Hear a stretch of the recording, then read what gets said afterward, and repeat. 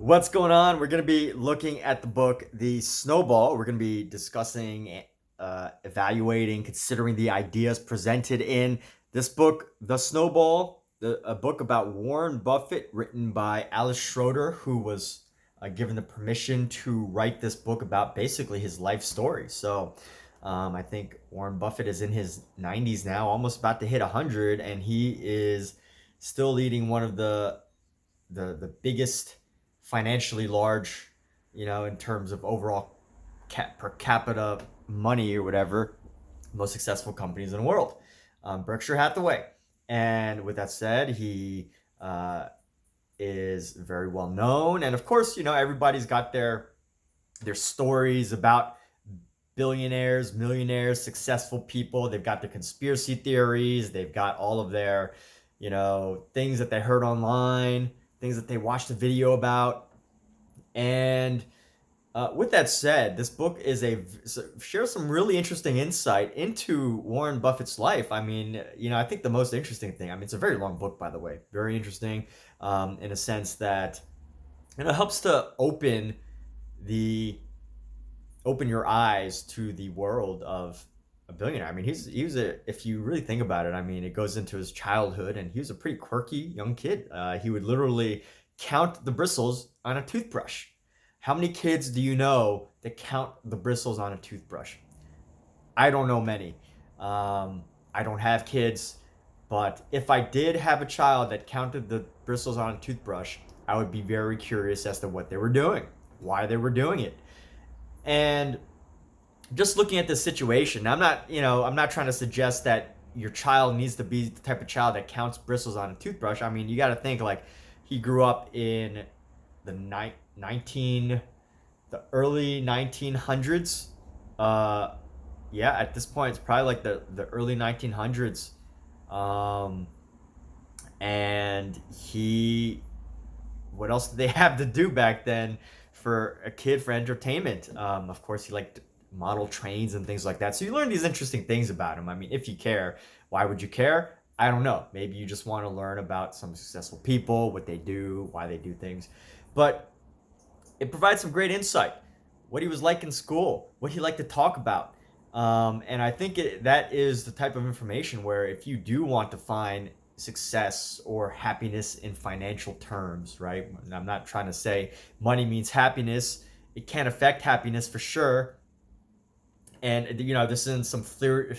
I'm not trying to get into like a spiritual, philosophical talk about whether money creates happiness or debate anything like that. But in most people's lives, money can influence their happiness. So if you want to have more of it, if you want to potentially know how to earn more, it might be wise or helpful to learn from one of the most successful investors and business people that the world has ever known. That knows. I mean, he's still alive, and him and Charlie Munger are still writing books. So with that said, I mean, if this is a topic of interest to you, this really gives you insight into how they really live, what they are really like.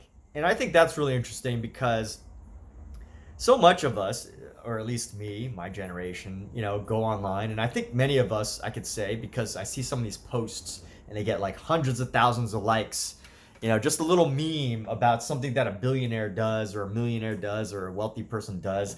Like you'll see like a photo of Bill Gates standing next to like someone with gold chains, and it'll say billionaire status, rich status, right? And they're suggesting that a billionaire dresses plain, while someone who wants to pretend like they're rich just dresses, wears gold and whatever. Whatever, right? Those are different areas of thought, and there might be some truth to it, but the underlying thing is that we're assuming, these hundreds, thousands of people, 10,000 people, 20,000 people like this photo because they make certain assumptions about what it means to become very rich or influential, successful in business, whatever. And here's the most interesting thing to me is that for most of what I knew before I read this book, I mean, this is something very interesting, is that I thought that he was like the super frugal guy. I don't want to use the word cheapskate, but almost, almost at that level, but not quite, right? Like it was super frugal. Like in business, you have to cut costs, you have to know where to find things more affordably, especially at scale, right? If you're buying a billion items and you could save a penny, that can mean $10 million in savings, right? So if you could save a penny, that would mean $10 million in savings or whatever for every penny that you save. So with that said, dealing with economies of scale, yes, those types of things come into play, especially when it comes to employees and all that. So these are some very important subjects.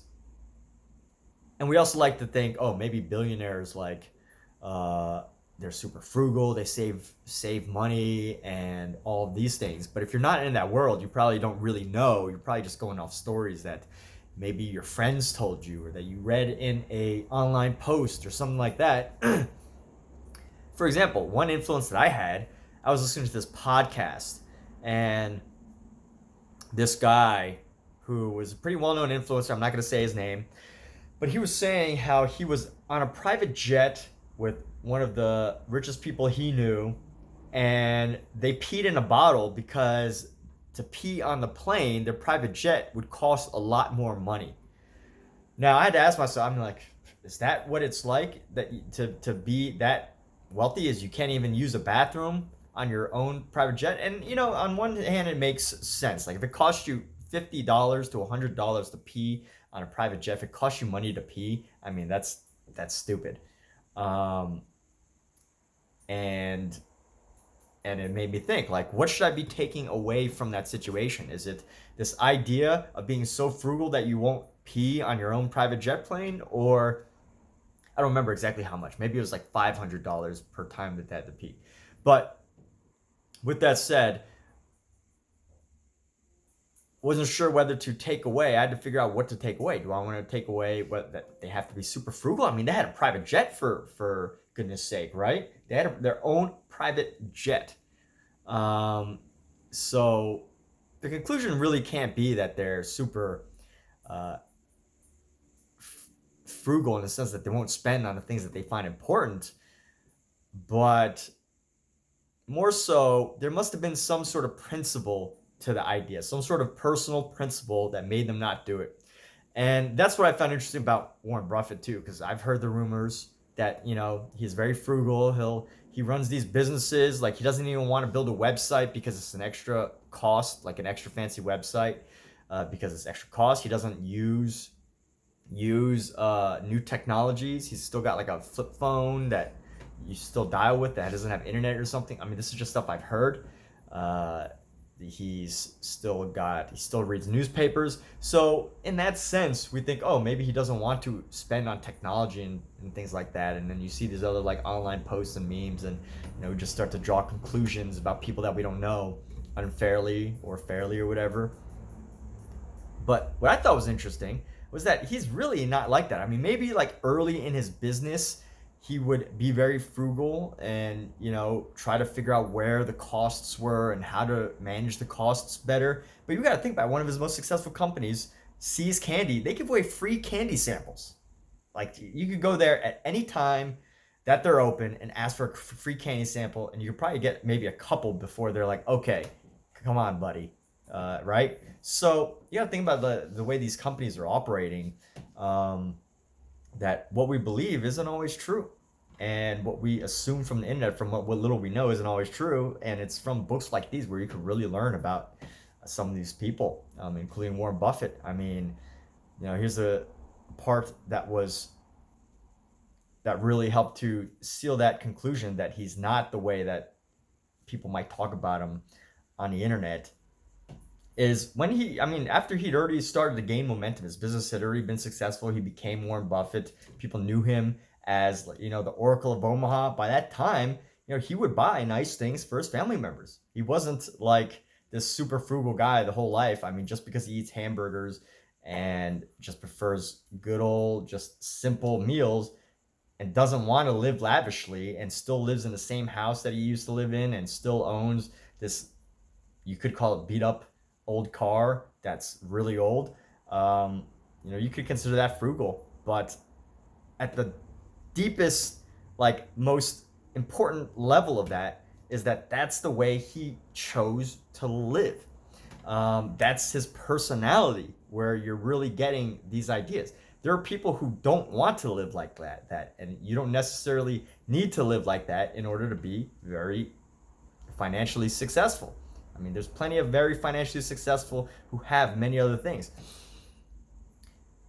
And I think that was probably the most powerful thing that I've learned from this book is knowing what you want out of life, knowing what you need, and like your own personal interests.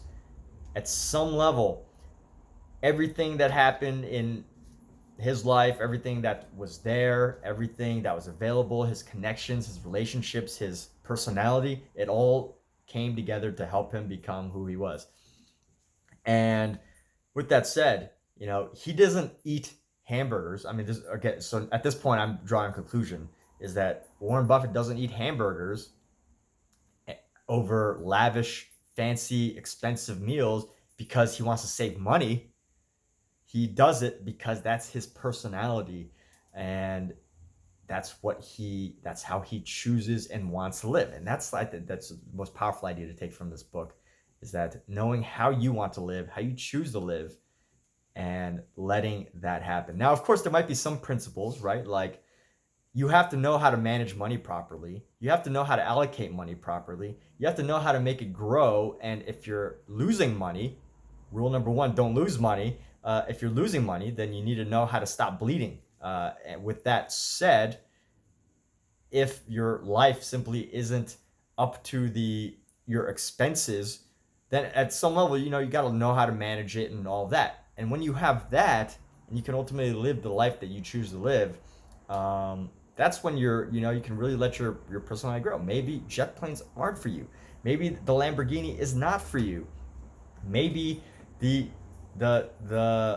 extra fancy house or the penthouse suite in the middle of New York City, Manhattan, maybe that isn't for you, but it might be for some people, and that can still make them very successful. But don't listen to what those memes are telling you. Don't assume too many things just because of what those memes are saying or those online jokes. There's just so much information on the internet today that is false, wrong, inaccurate, doesn't paint the right picture, is a poor analysis, is written by somebody who hasn't been in a room with any of the people that they write about in like months or years or ever.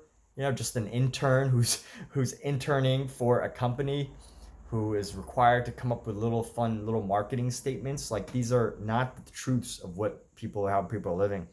And it's nice to be able to see that there is I don't want to say humanity, but there is it's just the way one person chooses to live.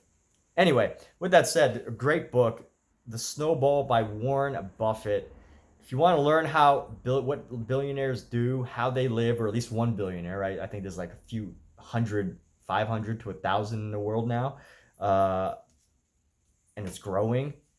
That number is growing. If you want to know how they live, what they choose to do, how they choose to allocate their funds, don't take the lesson from the Instagram post about why you should wear plain clothes rather than super fancy clothes, right? You don't need to go with that. Go straight to a source like this. If you want to know how successful people, wealthy people, influential people that you look up to, good role models, if you want to know how they live, go read those types of books. So with that said, thank you for watching this video, and have a wonderful day.